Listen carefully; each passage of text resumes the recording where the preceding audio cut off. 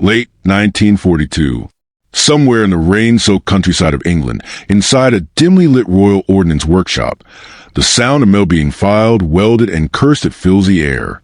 A young British engineer named Major George Brighty stares at the hulking frame of an American M4 Sherman and sees both a problem and a promise. The problem was simple.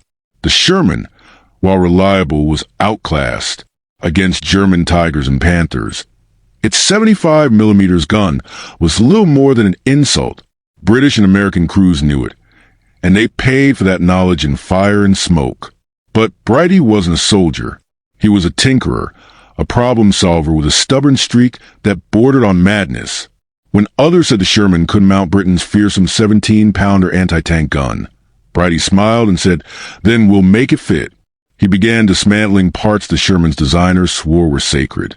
The recoil system, the breech, even the internal ammunition racks, all torn apart and re-engineered to make space for a gun never meant for a tank.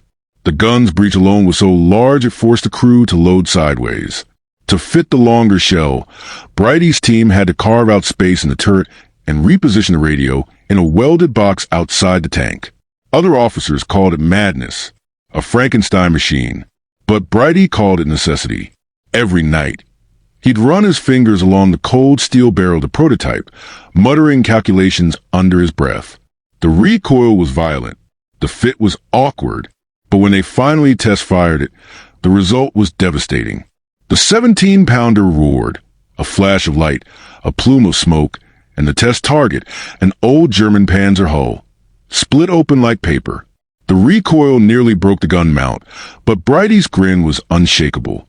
"We'll fix it," he said simply, and they did.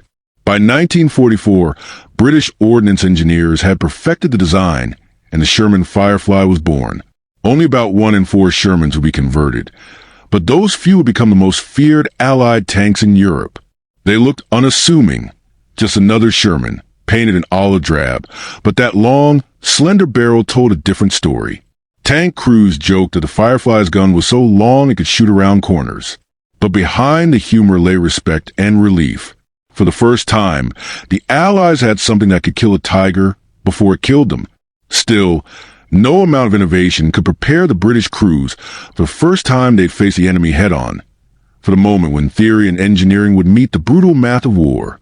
And that moment came under the gray skies of Normandy, in the tangled fields of the Bocage, a place where visibility was measured in yards, not miles, and where every turn could hide a Tiger waiting to strike.